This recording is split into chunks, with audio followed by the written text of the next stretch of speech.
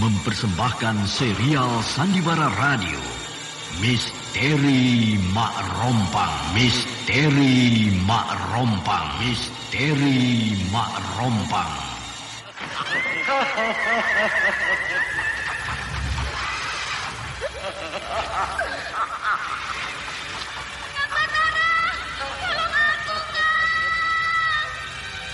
Cepat kemari, Wulan. Mak Rompang. Kisah bangkitnya kembali setiap 200 tahun. Seorang anak manusia yang dapat berganti wajah dan wujud. Terkadang menjadi seorang gadis cantik teramat cantik. Terkadang menjadi seorang nenek tua renta buruk rupa yang selalu menimbulkan prahara dan malapetaka mengerikan bagi umat manusia. Bahaya, kita dalam bahaya. Sina, cepat tinggalkan tempat ini. Cepat, tunggu Kamira. Aku mau menutup warung dulu. Jangan pikirkan warungmu, pikirkan nyawamu. Hei, menjauh. Tuk Tunggal bilang menjauh. Takut itu berapa panas. Tuk Tunggal ada di mana, Wira? Tuk Tunggal berada di dalam kabut. Hei, penyihir semua. Penyihir keluar dari desa.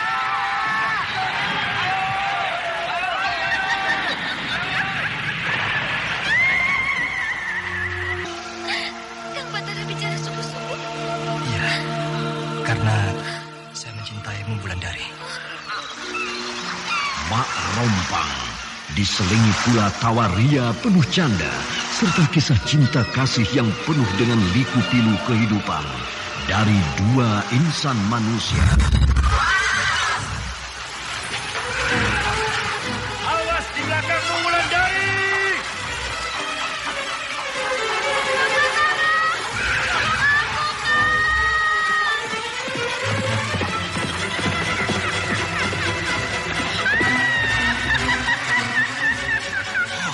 Celaka, Wulandari dibawa lari Mak Rompang. Dia.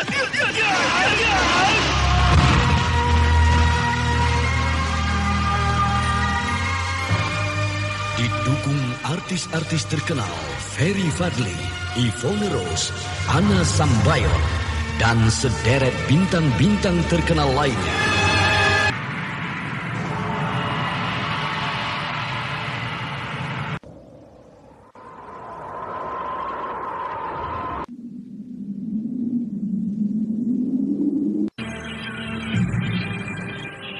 Aku sangat bahagia, apalagi pertemuan ini terjadi di tengah laut yang tenang ini. Langit biru, laut pun biru, sedangkan burung-burung camar terbang di sekitar perahu kita. Langit biru, laut pun biru.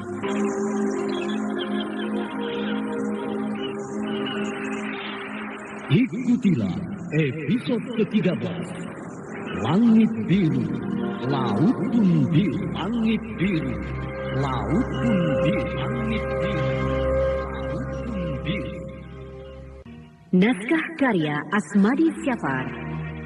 Seri yang pertama ini didukung para pemain Eli Burhan sebagai Nyi Sepi, Yvonne Rose sebagai Wulandari, Anis sebagai Nyi Rupas, Suryadin Tanjung sebagai Kira Bumi, Ferry Fadli sebagai Batara, Lili Nur Indasari sebagai Gandini, Anna Sambayon sebagai Mak Rompang, dan Anda pembawa sekarang cerita, masih mendengarkan Neni Sandiwara Sumardi. Radio di channel Teknik Memori dan montase 80. Indra Mahendra dengan sutradara Denny Denhas. Pada kisah Kidung Kinara telah diceritakan bahwa seorang gadis yang tinggal di Mentilin telah dipermainkan oleh Raden Wangsa Dirja. Bahkan gadis itu akan diperkosa oleh Raden Wangsa, sehingga gadis yang bernama Kanti itu merasa takut bukan main. Ketika peristiwa itu disampaikannya kepada kekasihnya, kekasih sang gadis itu marah bukan main. Kanti dibunuh oleh kekasihnya. Ketika Kanti menjelang ajal, datanglah Lambano hadir di hadapan kedua kekasih itu.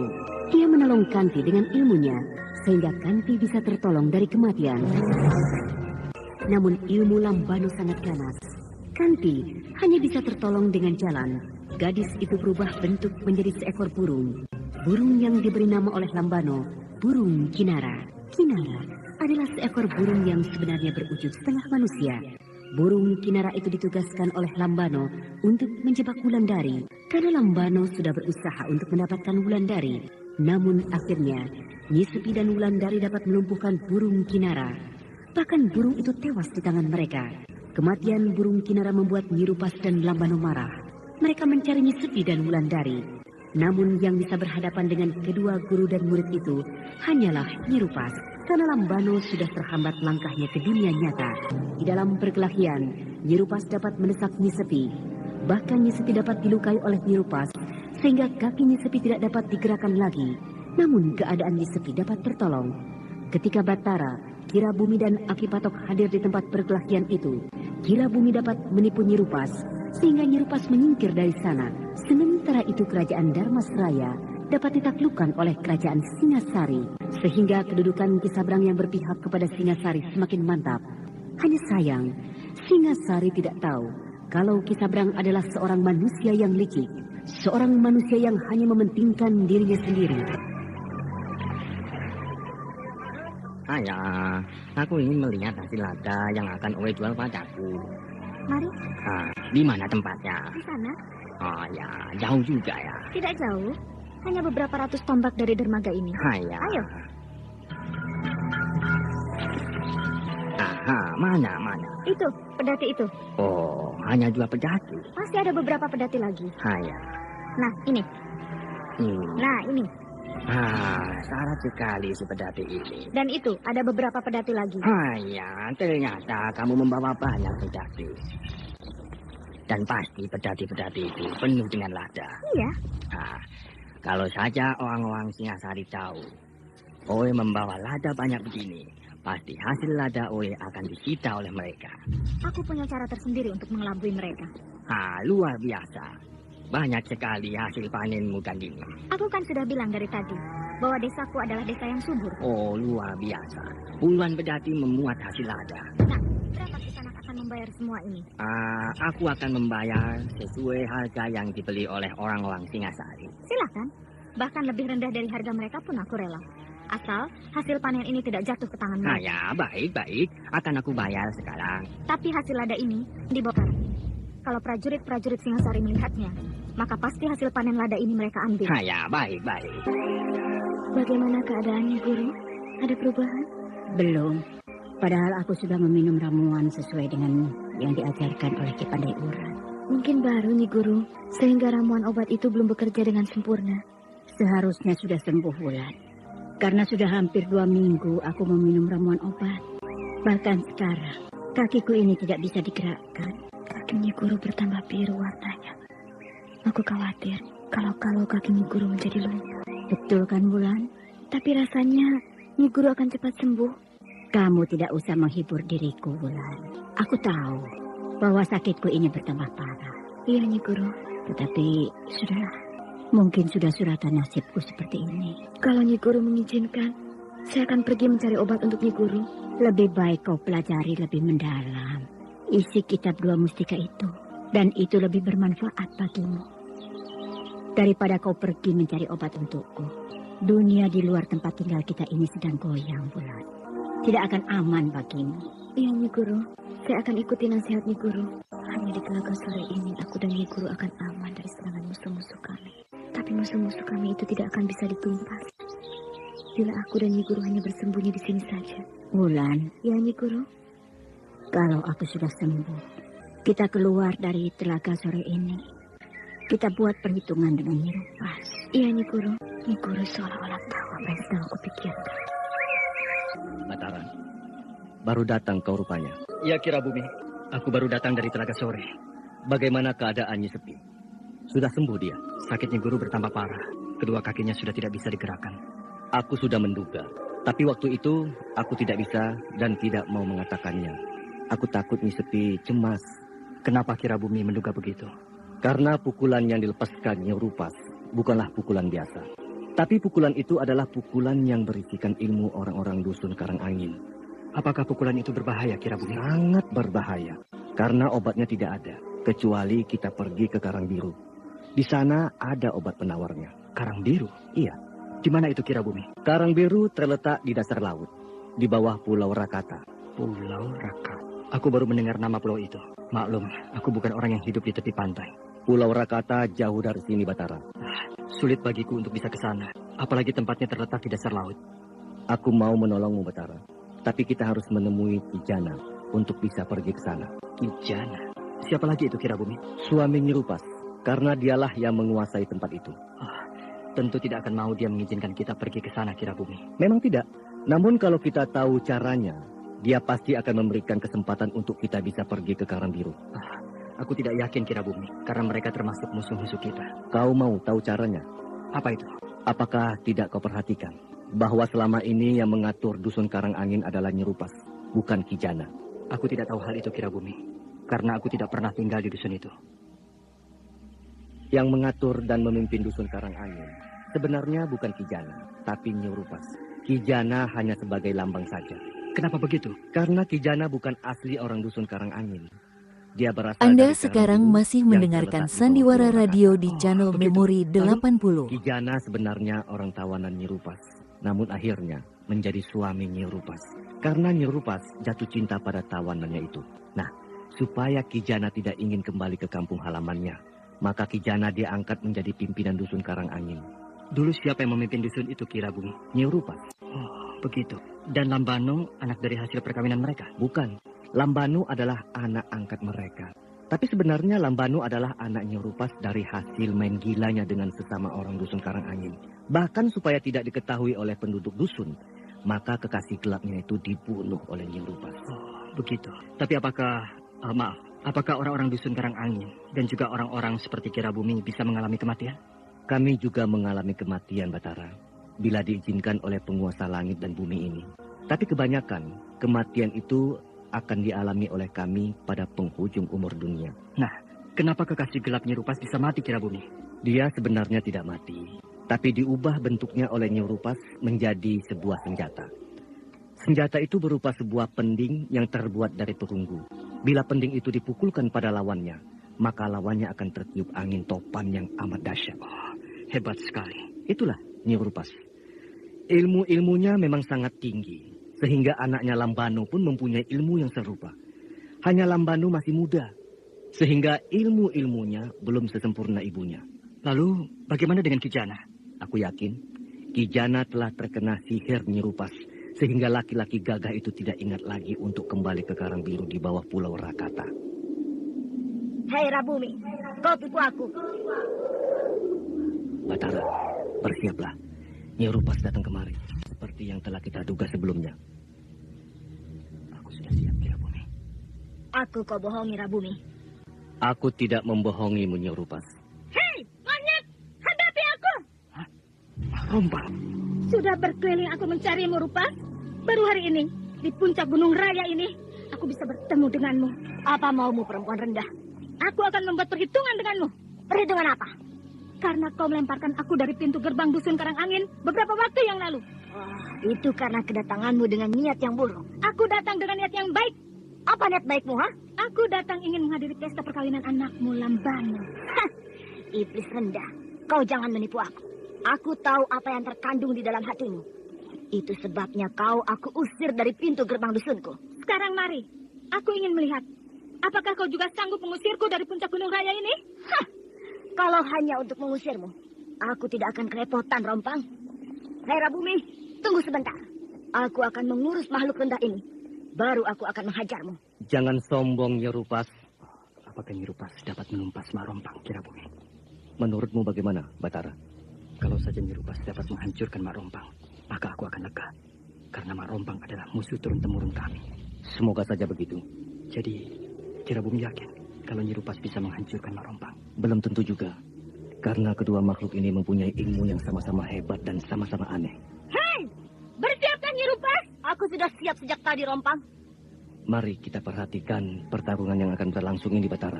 Ya, pertarungan ini pasti akan seru.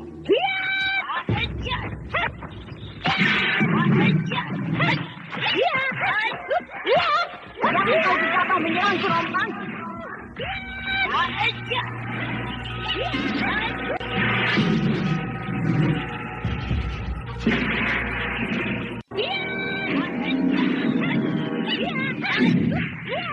Jangan kau gegabah menyerangku, Rompang. buktimu tidak perlu mengerahkan seluruh kepandaianku, Rupas. Iya.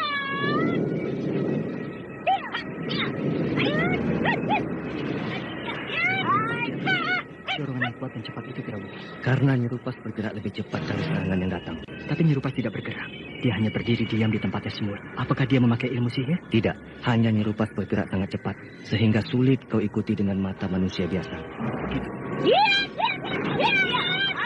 Gerakan-gerakan Nyerupas memang luar biasa. Hanya dalam satu kali kedipan mata, Nyerupas sudah bisa mengelakkan serangan Mak Rompang yang datang bagaikan badai. Namun tampaknya Mak Rompang tidak putus asa. Perempuan aneh itu menyerang dari segala penjuru dengan kecepatan yang sulit diikuti oleh mata manusia biasa, sehingga Nyerupas menjadi repot juga. Kini Nyerupas tidak mau bermain-main lagi. Nyerupas tidak mau menganggap enteng Mak Rompang yang selama ini dianggapnya adalah makhluk bawah angin, sedangkan dia adalah makhluk atas angin. Mak Rompang mengerahkan semua kepandaiannya yang didapat entah dari mana. Dia mengerahkan ilmu-ilmunya itu untuk mengurung Nyerupas. Namun perempuan ganas dari dusun Karang Angin ini bukanlah lawan yang bisa dipermainkan. Nyerupas kini tidak mengelak lagi. Dia mulai menerima serangan-serangan Mak Rompang, sehingga timbullah ledakan-ledakan dahsyat yang disertai bunga api berpijar di langit siang. Mak Rompang merentangkan tangannya lurus ke arah Nyerupas. Timbullah asap tebal berwarna hitam. Nyerupas terkurung di dalam asap hitam yang tebal itu. Namun Nyerupas tidak kalah lihainya. Dia ulurkan satu tangannya ke depan, sedangkan tangan yang lainnya diikatkan tinggi-tinggi.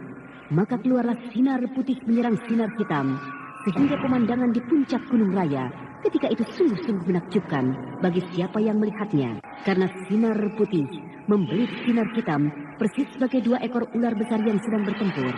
Kini Mak Rompang menarik serangannya, sehingga udara puncak Gunung Raya kembali terang. Karena Nyerupas pun juga menarik serangan yang dilepaskannya. Suasana diam sejenak. Nyerupas mengintip lawan dengan sudut matanya. Sedangkan Mak Rompang menatap Nyerupas dengan sinar mata yang merah menyala. Apa yang akan mereka lakukan, Kira Bumi? Rasa-rasanya mereka sedang melakukan serangan Batara. Kenapa mereka saling berdiam diri? Sebentar lagi kau akan merasakan serangan mereka.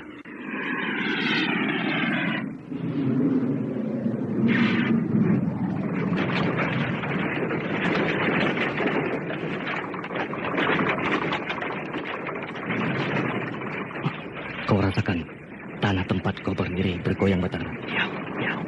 Itu pertanda serangan mereka mulai mereka lepaskan.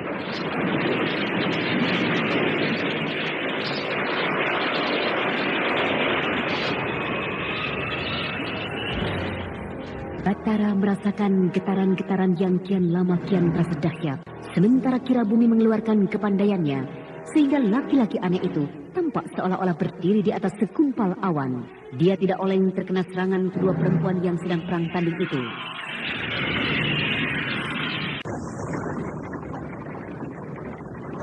Kira Bumi, guncangan tanah ini hebat sekali.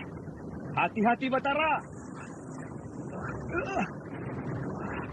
Cepat kemari Batara.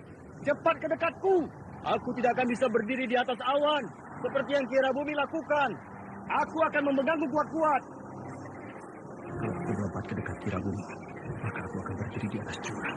Batara, tanah yang kau injak akan longsor. Tanah yang aku injak ini akan longsor. Kalau aku berdiri terus di sini, maka aku pasti terbawa longsoran tanah ini. Ya, kau boleh buat. Aku harus melompat ke dekat Kira Bumi. Ya.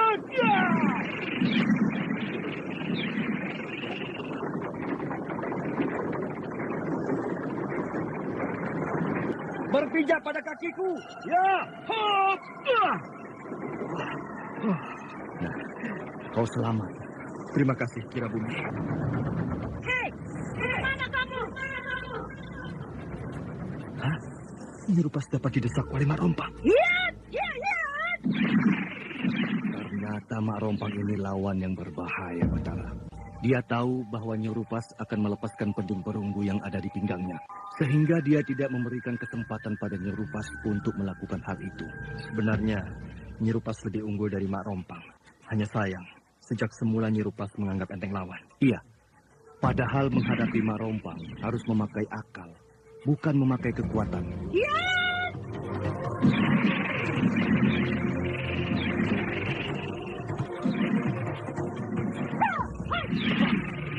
Kemana mereka kira bumi? Nyerupas mencoba memancing Mak Rompang ke dusun Karangangin. Dan Mak Rompang mengejar terus rupanya.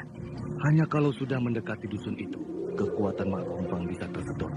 Karena dusun itu penuh perangkap ilmu gaib yang tidak bisa diduga sebelumnya. Bagus. Biar Mak Rompang itu musnah dari muka bumi. Ah, gempa bumi tadi mulai hilang. Karena mereka telah menarik ilmu-ilmu mereka. Ayo, kita kembali ke puncak Gunung Raya itu. Ya.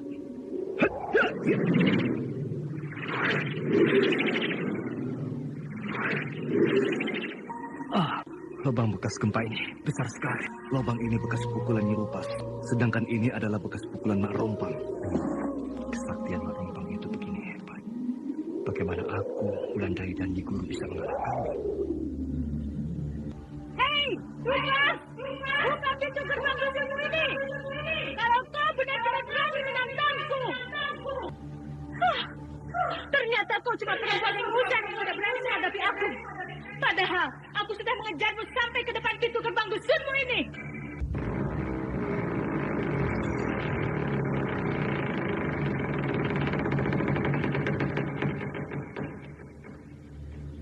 Hei, rupanya kau bukakan juga pintu gerbang ini, ha? Sudah tidak sayang kau pada nyawamu, Rupas? Hian, hian, hian, hai!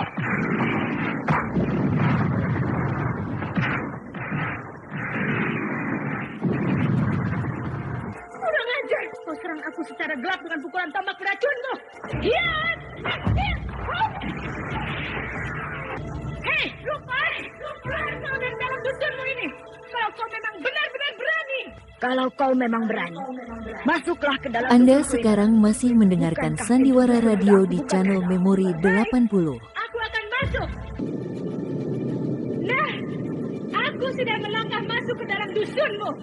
Keluarlah kau. Sudah sejak tadi aku keluar.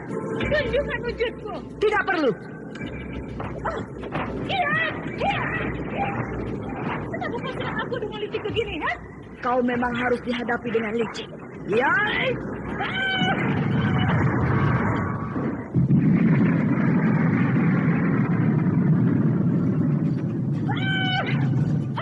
Kepalaku kau tebas hingga putus. Kepalamu ini memang harus ditebas karena isi kepalamu ini adalah kelicikan. Kau harus mengembalikan kepalaku, atau dusun Karangangin akan aku obrak-abrik. Aku tidak perlu kepalamu ini. Nah, ambillah.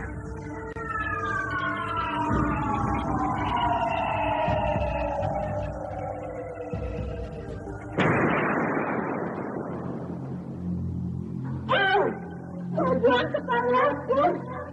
Ya, aku buang ke dunia sana. Carilah kepalamu, kalau kau memang hebat. Baik, akan aku cari kepalaku. Dan kau tunggu nanti pembalasanku.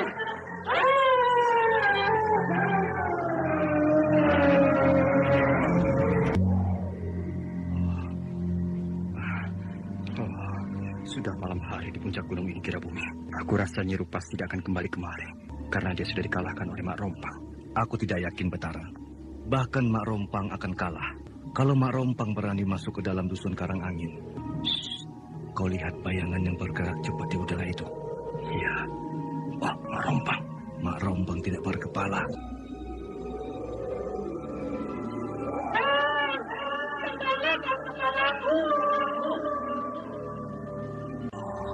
Mak Rompang tidak berkepala. Berarti dia sudah dikalahkan oleh Nyerupas.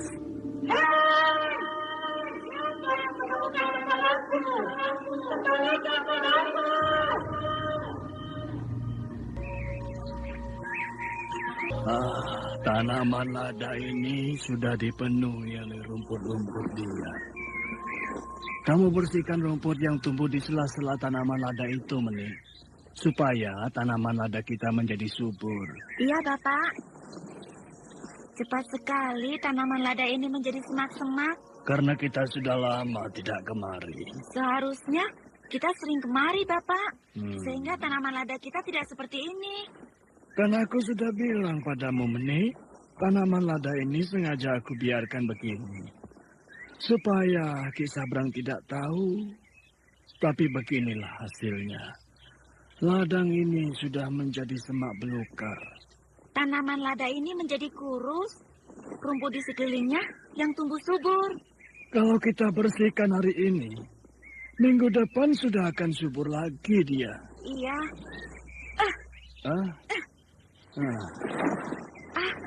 Lebih baik kita pakai arit saja, Pak, supaya lebih cepat. Jangan. Nanti tanaman ladanya terbabat semua. Oh, iya. Hah? Apa ini? Ada apa, Meni? Ada segumpal rambut di dalam semak-semak ini, Pak. Rambut? Mana? Ini. Ah, iya ya. Rambut siapa ini ya? Bukan rambutmu. Bukan. Rambut saya tidak sepanjang ini. Rambut ini panjang dan kusut.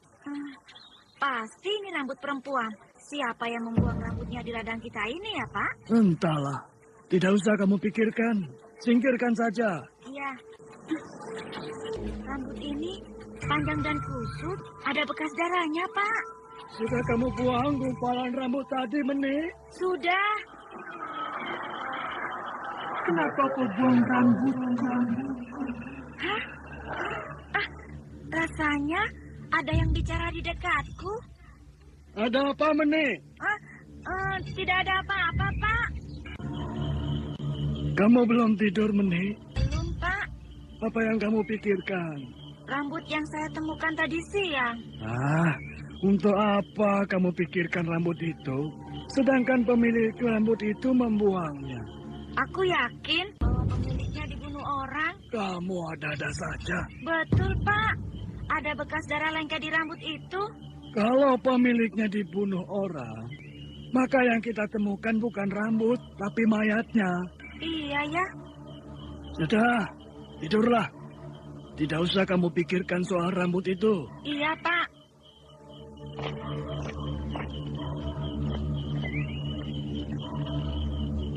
Aku yakin pasti ada hal yang ganjil pada rambut itu. Karena aku mendengar orang bicara di dekatku. Dia bilang rambut itu miliknya. Tapi aku tidak melihat ujung orang itu. Bapakku cepat sekali tertidur. Mungkin bapak sangat letih bekerja seharian di ladang. Aku juga letih. Tapi mataku tidak bisa aku pejamkan. Pikiranku selalu pada gumpalan rambut itu. Apa itu? Rambut. Ada rambut merayap masuk dari bawah pintu rumahku. Rambut itu agak sekali. Rambut mendekati aku. Bapak! Ada apa, Meni? Ada rambut. Ada rambut. Mana? Itu di bawah pintu, Pak. Mana? Itu. Jangan dibuka pintu itu, Pak. Aku takut. Kamu? Tidak ada apa-apa, kan? Iya. Tapi tadi ada beberapa lembar rambut menjalar di bawah pintu itu, Pak. Mana? Tidak ada apa-apa. Tadi ada. Aku melihatnya sendiri. Ya, itu karena kamu masih memikirkan rambut yang kamu temukan di ladang tadi siang. Mungkin juga. Pasak yang kuat pintu itu, Pak. Ini sudah kuat. Nah, gajah pun tidak akan bisa mendobrak pintu ini. Iya. Tidurlah kamu. Iya, Pak. Aneh. Jelas sekali aku melihat beberapa lembar rambut menjalar di bawah pintu ini. Tapi kenapa tiba-tiba hilang? Suara apa itu? Seperti suara rambut digeser-geserkan ke pintu. Mbak! Bapak! Bapak sudah tidur pulas. Meni duduk dengan takut. Sementara matanya mengawasi pintu rumah yang mulai bergerak-gerak. Seperti ada yang mendorong dari luar.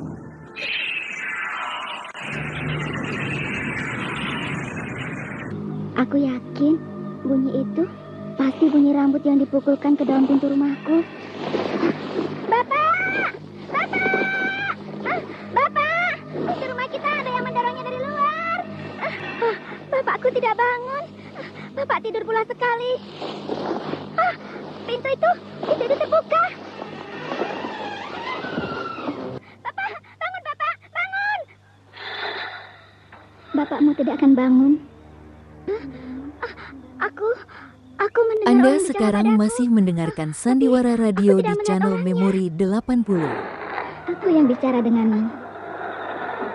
Suara perempuan ini persis seperti suara yang aku dengar di ladang tadi siang.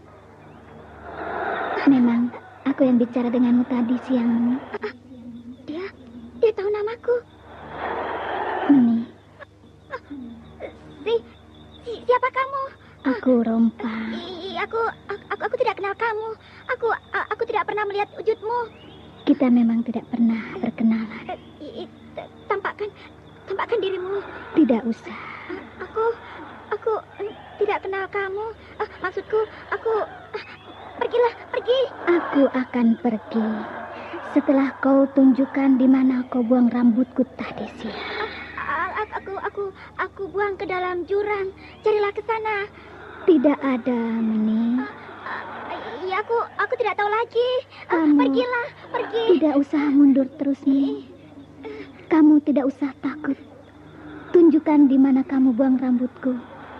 Karena di dalam rambut itu ada kepalaku. Bohong kamu. Aku tidak melihat kepala di dalam rambutmu itu. Tidak. Kamu tidak percaya. Lihatlah wujudku ini. Kamu tidak berkepala.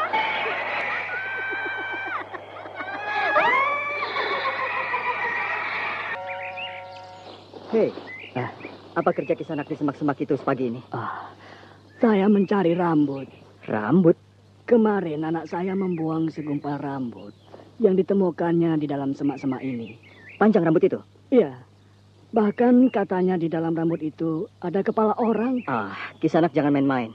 Betul. Saya tidak main-main, Kisanak. Anak saya tadi malam didatangi oleh pemilik rambut itu. Bahkan perempuan itu datang tanpa kepalanya. Kalau begitu, anak Kisanak itu sudah keteguran. Sekarang di mana dia? Di rumah. Dia sakit. Boleh aku melihatnya? Tapi saya harus menemukan rambut itu dulu. Baru saya pulang. Rambut itu tidak akan Kisanak temukan. Percayalah padaku. Kenapa begitu?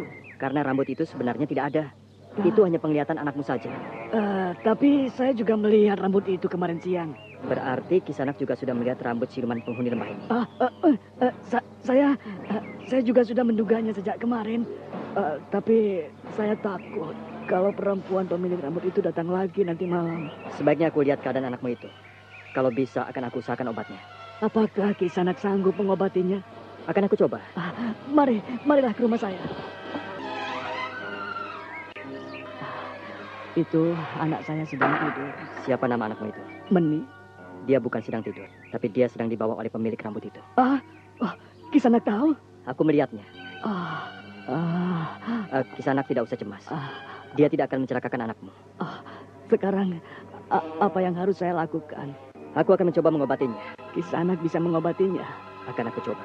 Obatilah Kisanak, asal anak saya bisa sembuh. Tapi tidak sekarang. Lalu kapan? Nanti malam aku kembali lagi kemari. Baik, akan saya tunggu. Kirabumi! Izinkan aku masuk ke dusunmu. Masuklah Batara. Pintu dusun sudah aku bukakan untukmu. Terima kasih Kirabumi.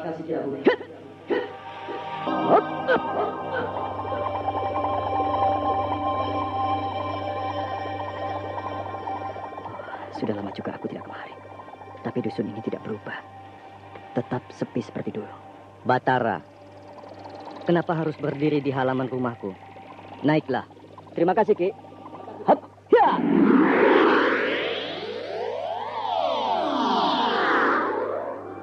Ilmu lompatanmu sudah bertambah hebat, Batara. Sehingga dalam sekejap kau sudah sampai di hadapanku. Padahal tangga rumahku ini tinggi sekali. Bukankah itu berkat aku berkawan dengan Kirabumi? Kalau ilmu lompatan yang kau ragakan tadi, pasti itu ilmu lompatan harimau yang diajarkan oleh Ki Patok padamu, bukan? Penglihatan Kirabumi sangat tajam. Jadi tidak salah dugaanku. Betul, Ki. Mana Aki Patok? Tidak bersama denganmu dia kali ini? Tidak, Ki. karena maksudku datang kemari. Aku sudah tahu maksud kedatanganmu kemari, Batara. Syukurlah kalau begitu. Jadi, bagaimana menurut Kirabumi? Jangan takut, Batara. Aku akan mengobati gadis itu. Kalau begitu, akan aku katakan pada laki-laki tadi bahwa yang mengobati anaknya bukan aku, tapi Kirabumi. Jangan. Harus dikatakan pada laki-laki itu. Aku tidak mau kalau yang kerja Kirabumi, sedangkan yang mendapat nama adalah aku. Bukankah sebentar lagi cara-cara pengobatan ini akan aku ajarkan padamu? Jadi sama saja. Aku tidak mengerti apa yang Kirabumi pikirkan. Batara, aku sudah berniat bahwa apa yang aku miliki akan aku ajarkan padamu. Karena tidak ada lagi tempat aku menurunkan ilmuku selain kamu. Sedangkan anakku Andita sudah tidak bisa diharapkan. Dia sudah berpaling dariku. Dia akan menjadi musuhku kelak. Bahkan juga akan menjadi musuhmu. Nah, aku harap kau mau menerima keputusanku ini. Baiklah kalau begitu. Hanya aku menyayangkan kenapa Andita bersikap begitu. Jangan kau pikirkan lagi anakku itu, Batara. Kapan kau berjanji akan mengobati gadis itu? Nanti malam, Kirabumi. Kalau begitu, aku akan mendampingimu. Tapi yang bisa melihat aku hanya kau. Sedangkan gadis dan laki-laki itu tidak akan bisa melihat kehadiranku di rumah mereka. Iya. Bagaimana keadaannya Sepi? Aku belum tahu, Ki. Aku bertemu dengan kedua orang itu ketika aku dalam perjalanan pulang ke Telaga Sore untuk melihat Nyi Guru. Kita harus cepat menolongi Sepi sebelum terlambat. Aku juga berharap begitu, Kirabumi. Pergilah. Nanti malam aku akan ada di dekatmu. Terima kasih, Kirabumi. Iya. Oh, Kisanak akhirnya datang juga. Bukankah aku berjanji malam ini datang untuk mengobati anakmu? Saya percaya Kisanak akan datang. Hanya yang saya khawatirkan, apakah Kisanak akan bisa masuk ke desa ini? Karena penjagaan di seluruh desa sangat ketat. Aku memang melihat penjagaan ketat tadi di sepanjang desa ini. Ya, begitulah desa kami, Kisanak.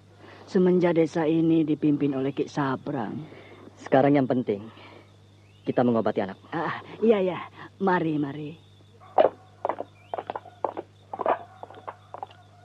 Nah, malam ini sakit anak saya bertambah parah. Menik pingsan. Apa yang harus aku lakukan, Kirabumi? Minumkan air putih yang sudah aku mantrai. Air putih yang mana? Di dalam kendi itu. Tapi teteskan dulu ke mulutnya. Karena dia pingsan. Ya. Bagaimana Kisanak? Bisa Kisanak mengobatinya? Beri dia minum air putih dari dalam kendi itu. Iya.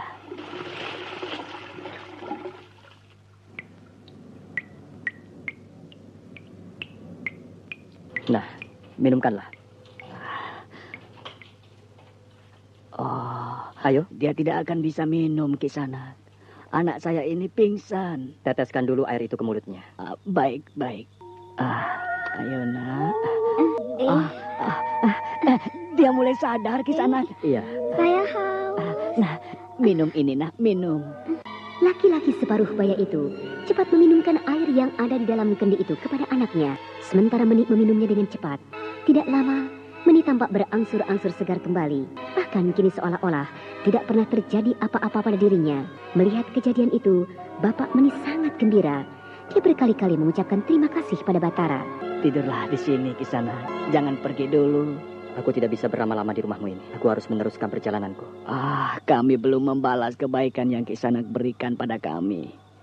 Jadi saya dan anak saya ini mengharap Kisanak mau tidur di sini. Barang 1 atau 2 malam. Biarlah lain kali saja. Saya dan Bapak akan sedih kalau tawaran ini tidak dipenuhi oleh Kakang. Lain kali saja, Meni. Karena ada hal lain yang harus aku kerjakan. Sayang sekali. Kalau boleh saya bertanya, siapa nama Kisanak yang tampan ini sebenarnya? Namaku Batara. Batara. Rasa-rasanya saya pernah mendengar nama ini. Batara. Aku pernah melihat Kakang sebelumnya. Lupakanlah. Iya, aku pernah melihat Kakang Batara. Kakang Batara adalah pelatih pasukan Tegalsari. Kakang melatih di alun-alun desa kan? Iya. Batara adalah perwira yang melatih pasukan Tegalsari. Sehingga pasukan Tegalsari menjadi pasukan yang ampuh. Iya, tapi lupakanlah itu. Buktinya kini kita sudah kalah oleh Singasari. Saya dan anak saya ini berharap betul kalau Kisanak mau menginap di rumah kami ini. Nantilah, kalau urusanku sudah selesai. Pantas. Kang Batara bisa masuk ke dalam desa malam-malam begini, walau penjagaan sangat ketat sekali. Nah, nanti kita berbincang-bincang lagi. Aku permisi dulu. Tunggu dulu, Batara. Saya mau bertanya. Kalau anak ini sakit lagi bagaimana? Minumkan saja air di dalam kendi itu. Air itu sudah menjadi air obat buat kalian. Oh, terima kasih. Bagaimana? Sembuhkah dia? Kira bumi. Aku merasa tidak enak. Karena pengobatan itu bukan aku yang melakukannya. Padahal mereka percaya betul bahwa aku telah menyembuhkan gadis itu. Kan sejak semula sudah aku bilang padamu, Batara, bahwa aku ikhlas berbuat seperti itu. Tapi ada satu hal yang harus kau ketahui, Batara.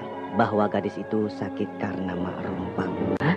Batara lama terdiam. Karena dia tidak menyangka kalau Mak Rompang masih bisa membuat kejahatan. Padahal Mak Rompang sudah dikalahkan oleh Nirupas.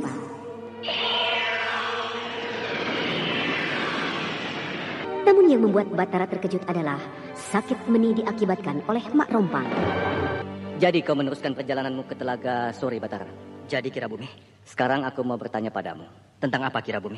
Apa tujuanmu pergi ke Telaga Sore? Melihat keadaan Nyi Guru. Lalu, kau membawa obat untuk Nyi Sepi? Tidak. Lalu apa yang akan kau lakukan terhadap Nyi Sepi? Tidak ada. Kalau begitu, kau buang-buang waktu.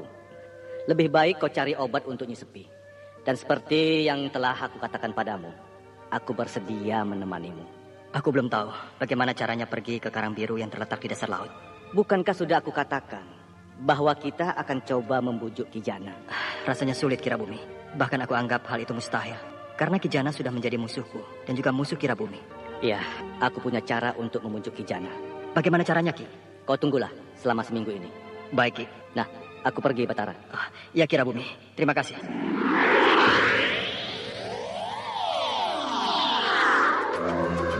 Hei, di sini rupanya kau penipu ulung. Nyi Rupas.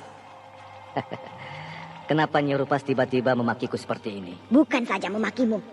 Bahkan aku berniat untuk menghancurkanmu hari ini. Tunggu. Aku siap diapakan saja. Asal jelas persoalannya. Kalau saja waktu itu si Rompang tidak datang, maka kau sudah aku lumat. Aku mengerti. Tapi aku ingin tahu dulu, apa yang membuatmu marah seperti ini? Kenapa kau tipu aku? Kenapa kau bilang bahwa kunci pintu langit ada di dalam tanganmu? Padahal hal seperti ini tidak pernah terjadi.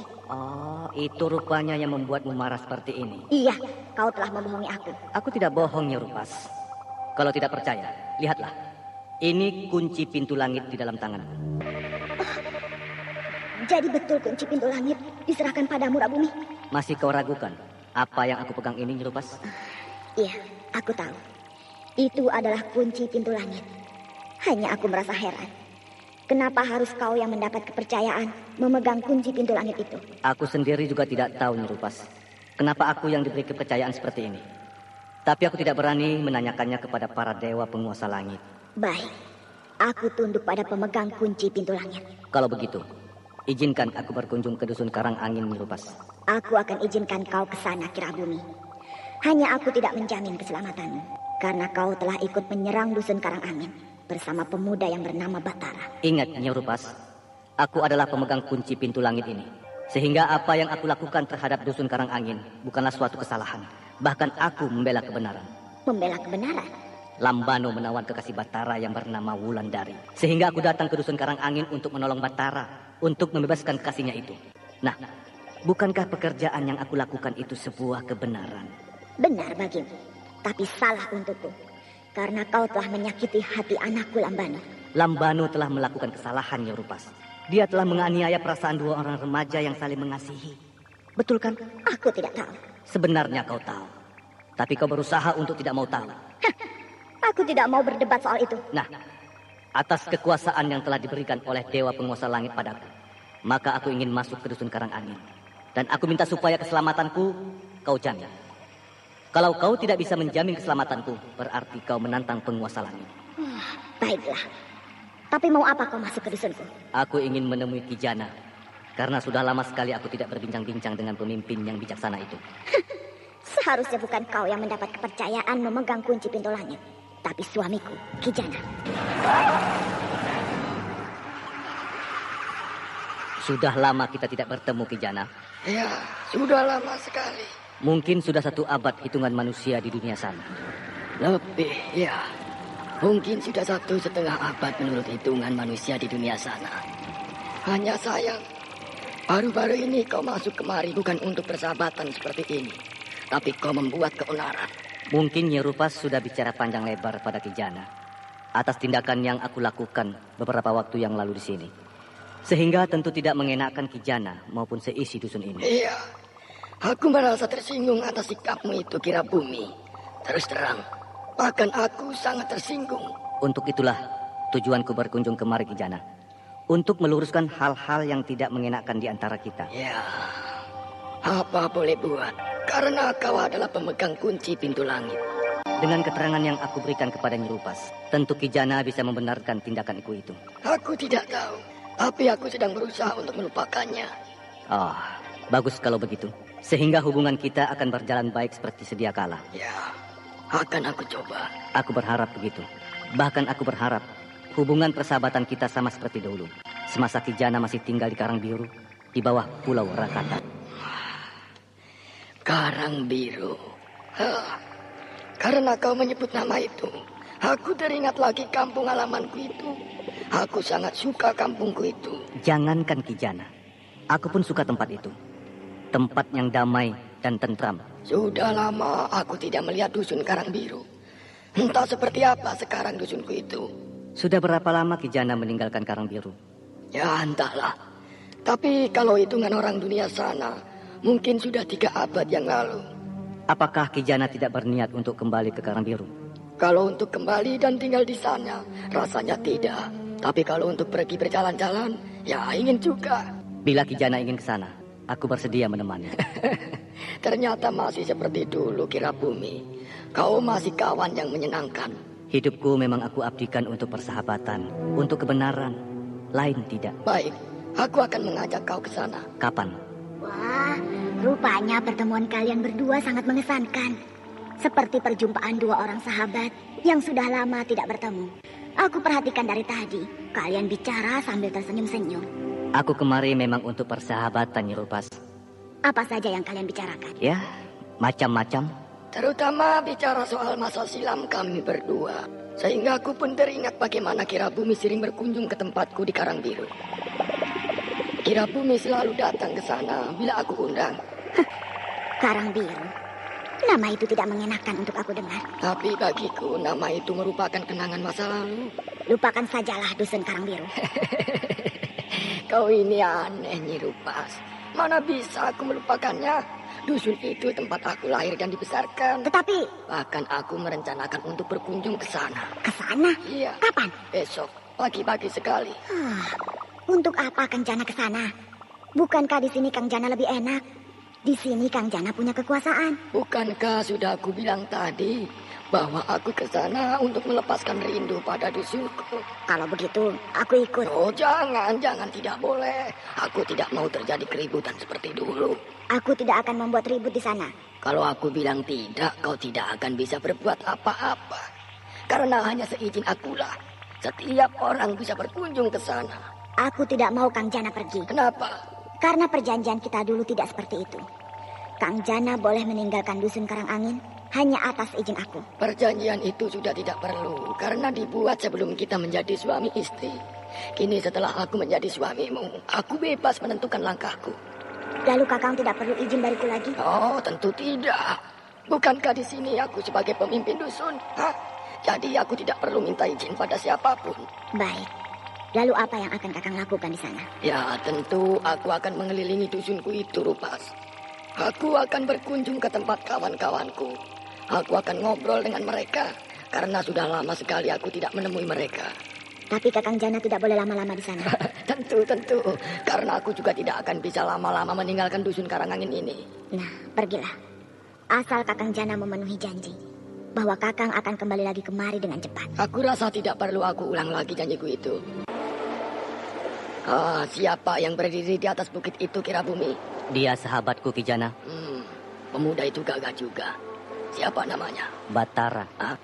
Oh, dia yang bernama Batara. Dia yang menyerbu dusun Karangangin. Tentu hari ini aku akan membuat perhitungan dengan dia. Bukan menyerbu. Dia datang ke Dusun Karang Angin mencari kekasihnya yang bernama Wulandari. Dia datang bersamaku ke Dusun Karang Angin. Kau tampaknya membela dia, Kirabumi. Seolah-olah apa yang dilakukan sahabatmu itu terhadap Dusun Karang Angin adalah benar. Bukankah sudah aku bilang pada pertemuan kita kemarin, Ki Jana, bahwa hidup ini akan kucurahkan untuk persahabatan dan untuk kebenaran. Jadi bila aku membela dia, karena aku tahu dia benar. Jadi apa yang dilakukan Lambano itu salah? Apa yang dilakukan orang-orang Dusun Karang Angin itu salah? Aku tidak mengatakan salah, Ki Jana. Tapi kerabat Dusun Karang Angin sedang khilaf, sehingga terjadilah hal-hal yang tidak kita inginkan. Ternyata setelah lama kita berpisah, sudah jauh pandai kau mengatur tutur katamu.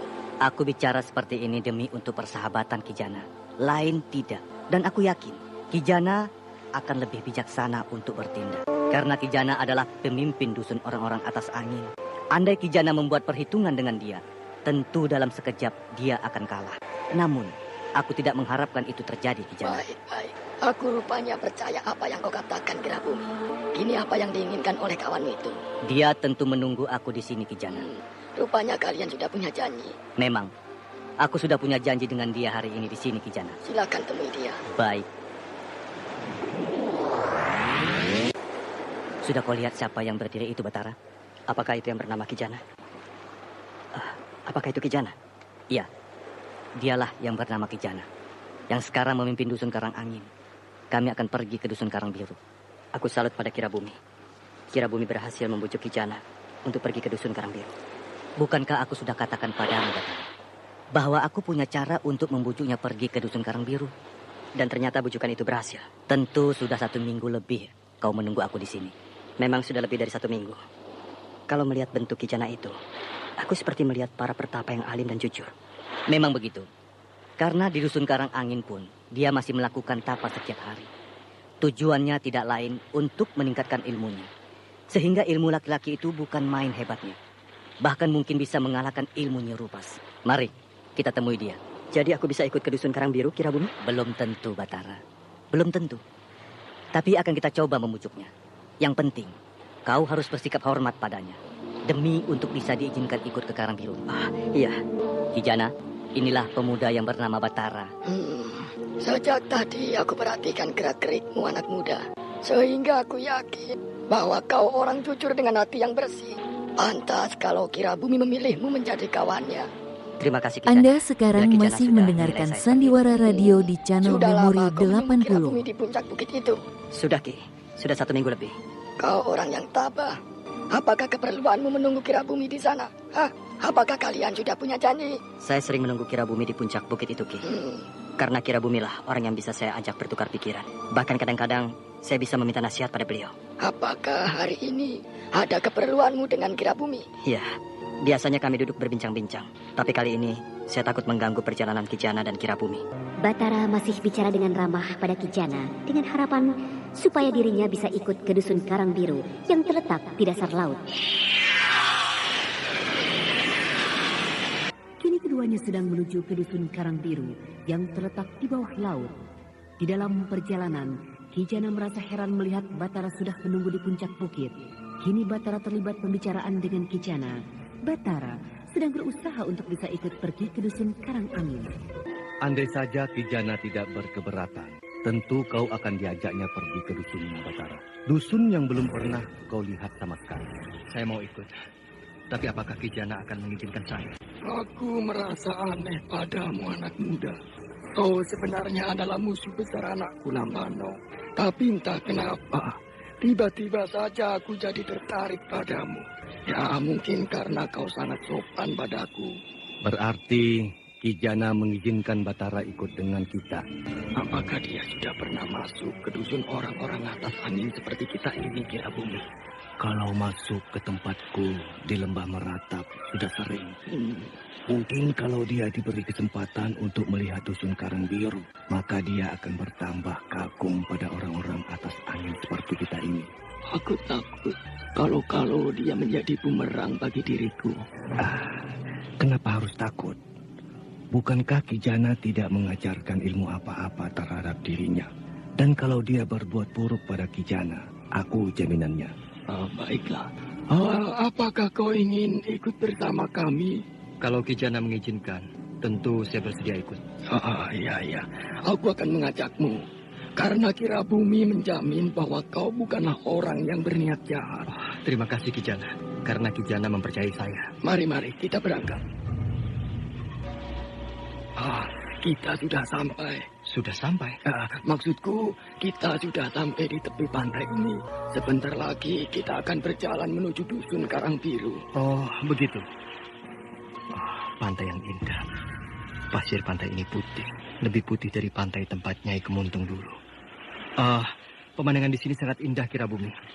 Pemandangan di sini memang indah, Batara. Kalau kita lihat ke sana, memang tampak tebing yang terjal. Sedangkan karang di bawah tebing itu berbuih putih bila ombak menghantamnya.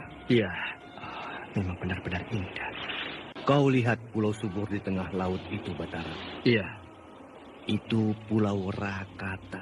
Di bawah pulau itu dusun Wijaya berada. Jauh sekali. Mari kita berangkat. Kemana Kijana? Ke dusunku. Oh, ayo Batara.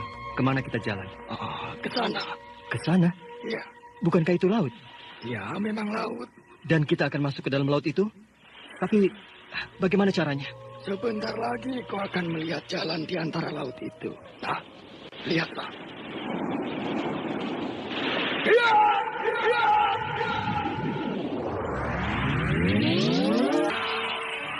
Luar biasa.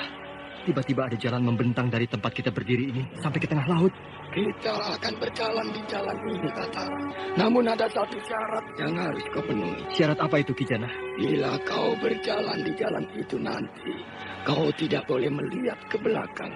Bila kau langgar syarat itu, maka kau akan tenggelam. Karena yang ada di sekelilingmu bukan jalan lagi, tetapi lautan luas. Baik, akan saya patuhi syarat itu. Nah, mari kita tempuh jalan ini. Iya. Jalan ini seperti membelah laut di kiri kananku. Tapi air laut ini tidak membasahi jalan ini. Apa air laut di belakangku juga sama? Awas, Batara. Jangan tergoda untuk melihat ke belakang. Iya, Kira Bumi. Hampir aku lupa. Banyak orang berjalan menuju kemari. Apakah orang-orang itu berasal dari dusun Karang Biru, Kira Bumi? Aku tidak tahu. Tapi bila kau berselisih jalan dengan mereka, jangan coba-coba untuk menyapa mereka. Kenapa begitu, Kira Bumi? Kau akan mendapat celaka. Ikuti apa yang dikatakan Kira Bumi itu, Batara. Karena apa yang kau lihat itu tidak kami lihat. Apa maksud Kijana? Kau telah melihat kejadian-kejadian yang tidak kami lihat. Karena kau bukanlah berasal dari orang-orang atas langit. Kau berasal dari manusia biasa. Nah, bila kau berpapasan dengan orang-orang yang kau lihat itu nanti, jangan kau tegur mereka. Kalau sampai itu kau lakukan, maka kau akan mati di sini. Lalu kau akan bergabung menjadi seperti mereka. Aneh. Apakah mereka sudah dekat, Batara? Iya, bahkan sebentar lagi mereka akan berselisih jalan dengan kita. Bersiaplah.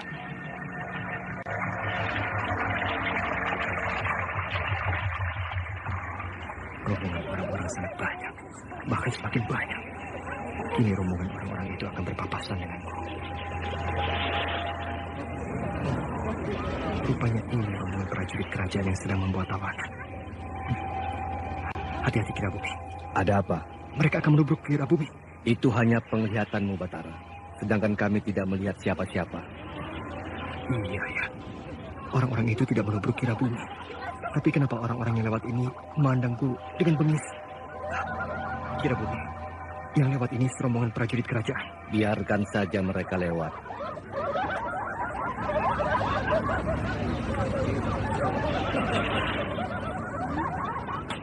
Kurang ajar. Ada apa, Batara? Prajurit-prajurit ini sedang menawan Wulandari. Ingat pesanku, Batara. Jangan pedulikan mereka. Biarkan saja mereka, Batara. Iya. Wulandari masih jauh di belakang rombongan ini. Tapi aku jelas melihat wajahnya. Kasihan. Wulandari dirantai kaki tangannya. Tapi tidak mungkin. Tidak mungkin Wulandari. Ya, Wulandari ada di Telaga Sore. Nah, sebentar lagi Wulandari akan lewat di sampingku.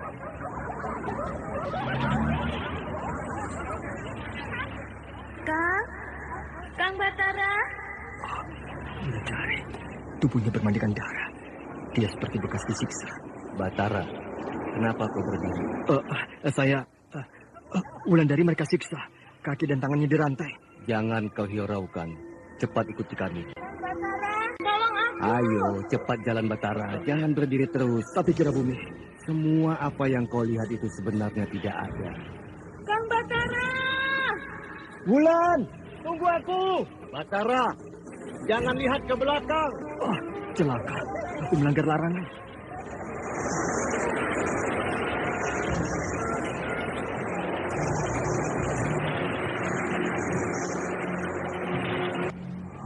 Wulandari tidak ada. Kirabumi juga tidak ada. Kijana tidak ada. Oh, aku sudah melanggar syarat yang diajukan Kijana. Oh, Kirabumi! Kijana! Jalan menuju dusun Karangbiru hilang. Air. Di sekelilingku hanya air laut. Air laut ini akan menenggelamkanku.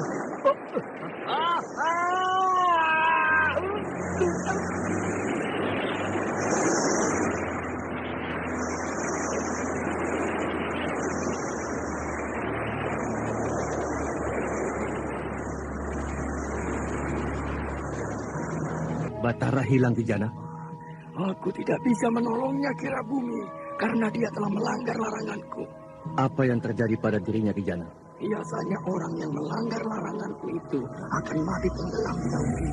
Akan aku coba menolongnya Kijana. Tidak akan ada yang bisa menyelamatkan jiwanya Kirabumi karena Batara sekarang sudah mati.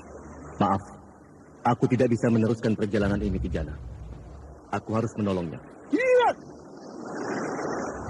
Percuma Kirabumi!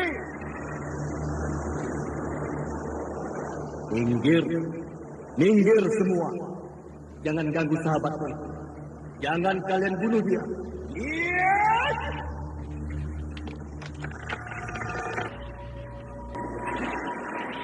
Coba lihat itu kota. Seperti ada yang mengapung di sebelah kiri perahu kita. Mungkin bangkai ikan yang terkena pukulan ombak. Mana mungkin bangkai ikan sebesar itu. Mungkin saja, Jaro. Tadi malam badai di laut ini hebat sekali. Sehingga ikan besar pun bisa mati dihantam ombak badai.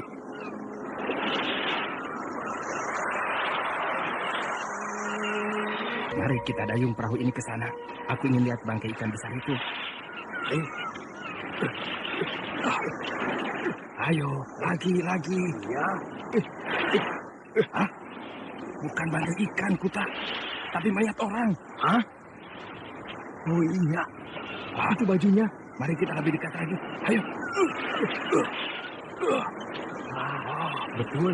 Mayat orang. Ayo kita angkat. Lalu kita bawa ke pantai. Dia mulai sadar, Kuta. Iya. Aku mau. Kina, ambilkan air minum. Iya. Ini Abah airnya. Minumkan padanya. Minumlah. Sudah, Kina. Dia tidak mau lagi. Di mana aku? Kisanak ada di rumahku. Kirabumi. Bukan. Namaku Kuta. Mana Kirabumi? Mana Kijana? Kami tidak kenal dengan nama-nama yang Kisanak sebutkan itu. Di mana aku? Kisanak berada di rumahku. Di mana aku ini? Kisanak berasal dari mana? Aku haus. Nih, minumlah. Terima kasih, Nyai. Jaro, nampaknya dia masih letih. Percuma kita tanyai terus.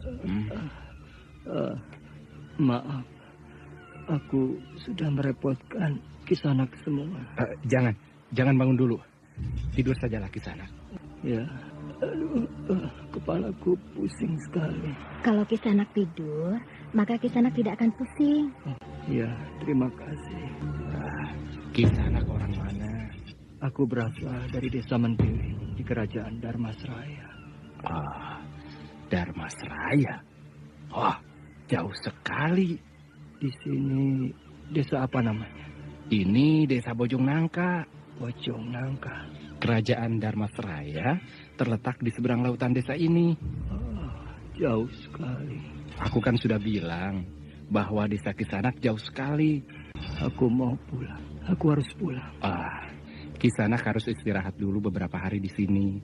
Baru Kisanak boleh pulang ke Dharmasraya. Aku sudah merepotkan Kisanak semua.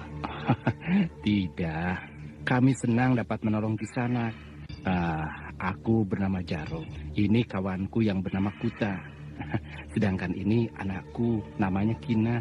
Namaku Batara. Jaro, jangan ditanya terus. Biar dia istirahat. Ya. Batara masih terkulai lemah di atas balai-balai bambu. Sedangkan kedua nelayan dan anak Ki Jaro menunggui Batara di samping balai-balai. Mereka tampak kasihan melihat keadaan Batara yang sangat lemah itu. Bagaimana Batara? Sudah segar rasanya? Sudah Ki Jaro. Dan tidak terasa sudah 2 hari saya tinggal di rumah ini. Mari, duduklah di sini. Ini minuman hangat sudah disiapkan Kina untukmu. Iya Ki Jaro. Mari silakan diminum. Iya Ki. Minuman jahe hangat seperti ini bertambah segar rasa badan saya. Iya, Kina memang sengaja membuatkan jahe hangat untukmu. Biar segar katanya. Saya sudah merepotkan Kina. Wah, tidak apa-apa. Dia senang mengurusmu. Ya, maklumlah. Dia tidak pernah punya kakak laki-laki. Dia anak tunggal. Oh, begitu? Iya. Malam ini aku ingin bertanya lebih banyak padamu, Batara. Karena aku lihat kau sudah sehat betul. Kalau kemarin-kemarin aku bicara, kau masih belum sehat betul. Bahkan kau sering mengigau. Mungkin juga. Tapi saya tidak sadar kalau saya mengigau. Tapi kini silahkan Ki. Saya memang sudah merasa segar sekali. Bagaimana sebenarnya sampai kau bisa hanyut di tengah laut itu? Apakah kau naik perahu ketika laut sedang badai hebat itu? Lalu perahumu dilanda badai? Tidak. Saya sedang dalam perjalanan ke dusun Karangbiru. Kenapa Ki Jaro terkejut mendengar nama dusun itu? Dusun itu adalah dusun para siluman laut. Kina? Iya, Abah. Kemarilah. Iya, Abah. Ada apa, Abah? Kau rupanya mendengarkan pembicaraan kami ya? Iya, Abah. Maaf. Tidak apa-apa.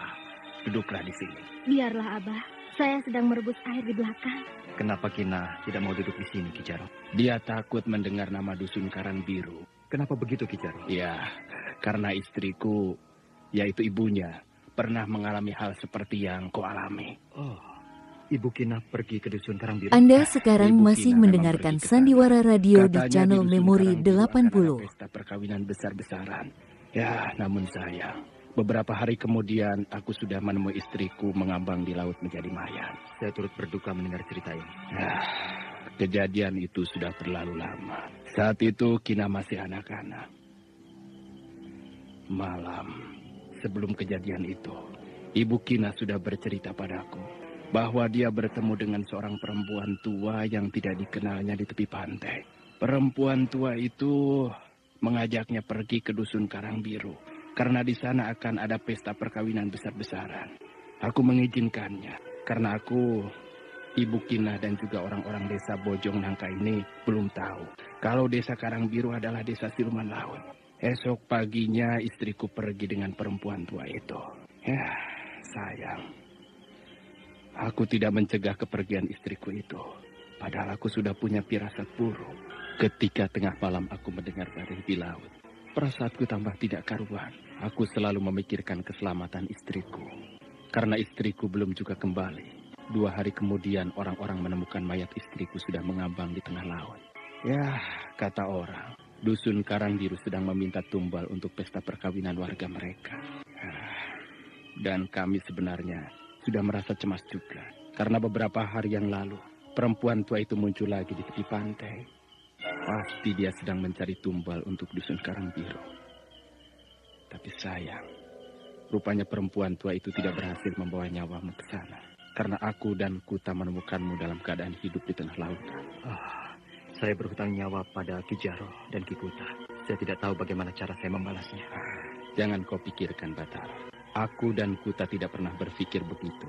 Tapi Kalau boleh aku tahu, siapa yang membawamu ke Karang Biru? Apakah perempuan tua itu juga? Oh, bukan. Yang membawaku ke sana seorang laki-laki yang bernama Kijana. Kijana? Siapa lagi itu? Masih jauhkah rumahnya Kijaro? Tidak. Ini? Ini rumahnya. Ki, Aki Sangkala. Masuklah. Aki Sangkala ada di rumah. Mari Batara. Rumahnya sangat sederhana. Tamu jauh rupanya. Ayo, duduklah. Iya, Ki. Aku sudah mendengar berita yang menggemparkan itu. Inikah pemuda yang mengalami musibah itu? Iya, Ki. Aduh, kau benar-benar mendapat mukjizat anak muda. Sehingga kau selamat dari bahaya maut. Rasanya memang begitu, Ki. Apa maksud kalian ini datang kemari? Kami ingin menanyakan kapan baiknya anak muda ini pulang ke negerinya, Ki. Ya, sebaiknya jangan sekarang ini. Karena negerimu sedang dalam rusuh. Bukankah begitu? Iya, Ki.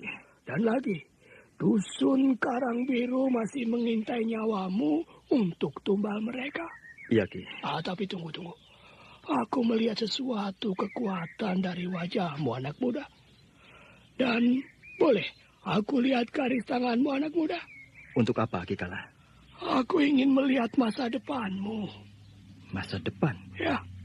Apakah Aki bisa melihat masa depan saya di telapak tangan saya ini? Aku biasa melihat garis hidup orang dari garis tangannya. Silakan, Ki. Maaf, Caro.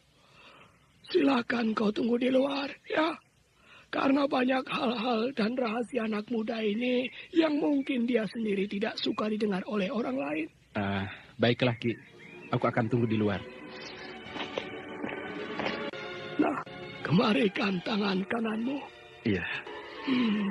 Tanganmu kekar. Pasti kau seorang pemuda yang terlatih di dalam ilmu kadikjayaan. Aku merasakan suatu getaran dari tanganmu ini. Sebuah getaran yang hangat.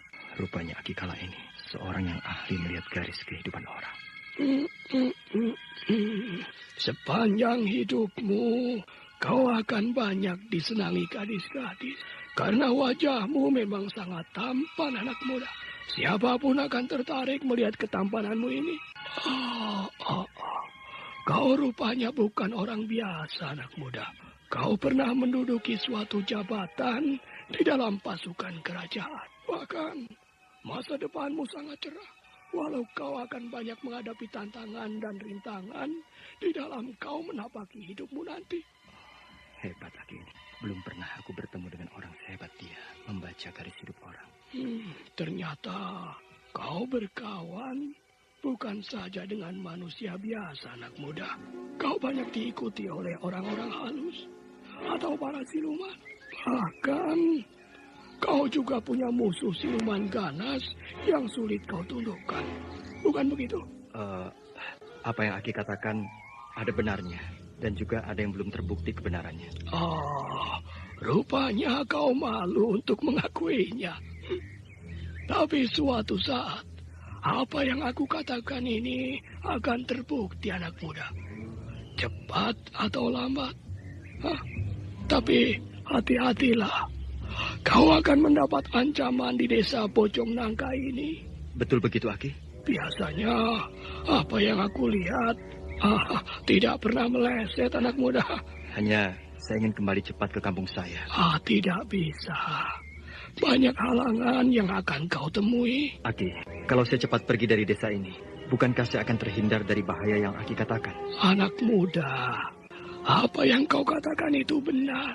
Tapi tidak ada orang yang bisa melawan garis hidupnya sendiri.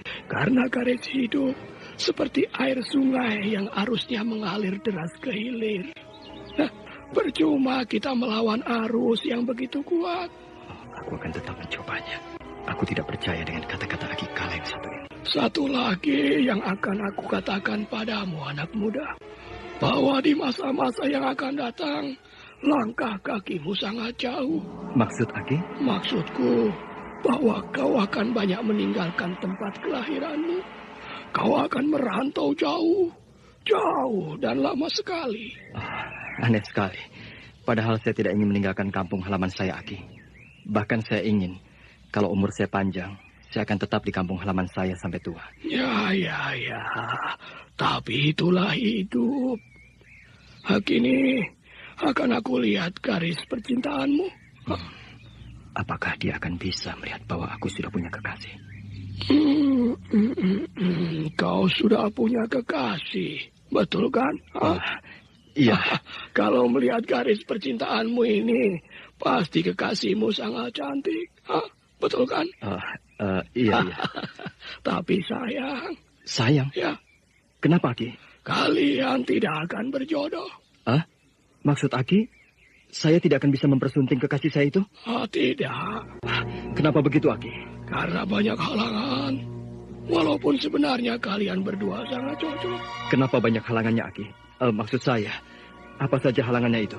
Pertama, karena kekasihmu itu sangat cantik. Dimanapun di dunia ini, orang cantik tentu banyak yang mau memilikinya. Bahkan para dewa pun ingin memiliki kekasih cantik milikmu ini. Nah, itulah halangan utama. Halangan yang tidak bisa kita lawan. Karena hal semacam itu sudah menjadi takdir bagi manusia. Dan halangan yang kedua, kau sendiri kadang-kadang jarang mempedulikan kekasihmu itu bila kalian berdekatan. Tapi bila berjauhan begini, wah, baru kau ingat padanya. Padahal kekasihmu itu selalu ingat pada dirimu. Aku hanya takut kalau kau terlambat. Sehingga tiba-tiba orang lain sudah memiliki kekasihmu itu tanpa bisa kau miliki dia lagi. Gusti yang Maha Agung. Anak muda, jangan kau kecewa dulu. Karena aku punya cara menangkalnya. Betul, Aki? Betul. Bagaimana caranya, Aki? Ya, kau harus bertapa di tempat yang sepi selama 2 purnama. Hah? Tunggu. Aku belum habis bicara. Iya. Kau harus bertapa selama 2 purnama. Nah, setelah selesai tapamu itu, kau harus mandi di 7 pancuran. Jadi kau harus mencari tempat yang sunyi dengan 7 pancuran di dekat tempat bertapamu itu. Nah, itu yang harus kau lakukan, anak muda. Karena di dalam badanmu ada yang harus dibuang, harus ada yang dibersihkan. Nah, pembersihannya itulah tadi tapa brata, lalu membersihkan diri di 7 pancuran mandi. Kemana aku harus mencari tempat seperti itu? Tempat seperti itu biasanya adalah tempat para bidadari mandi bila mereka turun dari swarga loka. Sudahlah, Ki Kala. Saya tidak mau dilihat lagi garis tangan saya. Semakin dilihat, semakin mencemaskan. Memang tidak ada lagi yang harus dilihat dari garis tanganmu itu, anak muda. Jarang aku mau melihat garis tangan orang seperti apa yang aku lakukan padamu, anak muda. Lalu kenapa Aki mau melakukannya? Ya, karena kau bukan sembarang orang.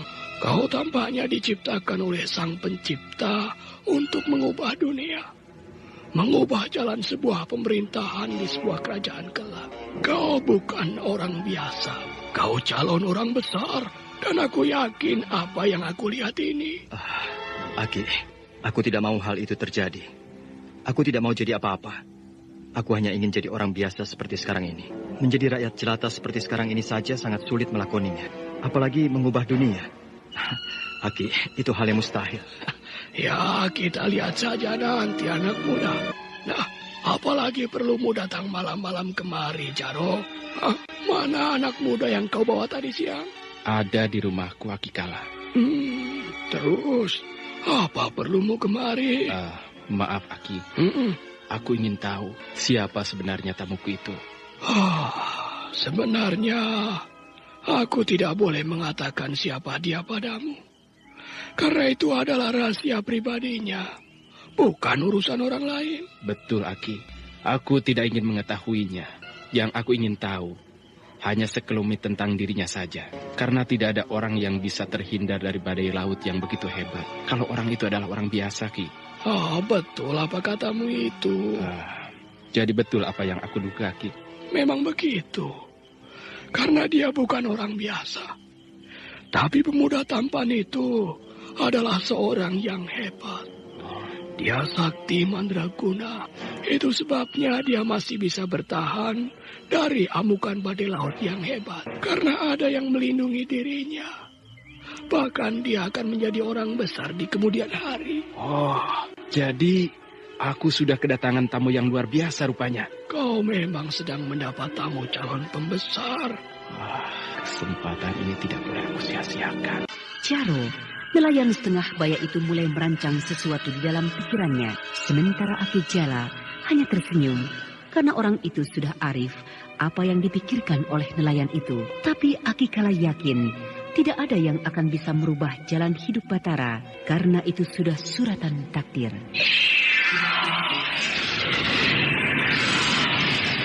Nah, pendengar yang berbahagia, marilah kita ikuti lanjutan kisah ini esok hari pada waktu dan gelombang yang sama.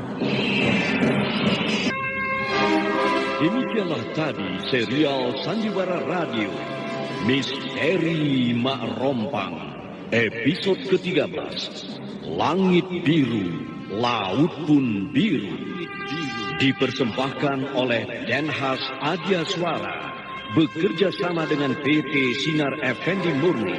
Produsen tablet obat kuat Aladina, obat terlambat bulan Menpas Kapsul, tablet obat kuat dan pegalinu Duta Rema, dan jamu godok Cap Gorilla. Terima kasih atas perhatian Anda. Sampai jumpa.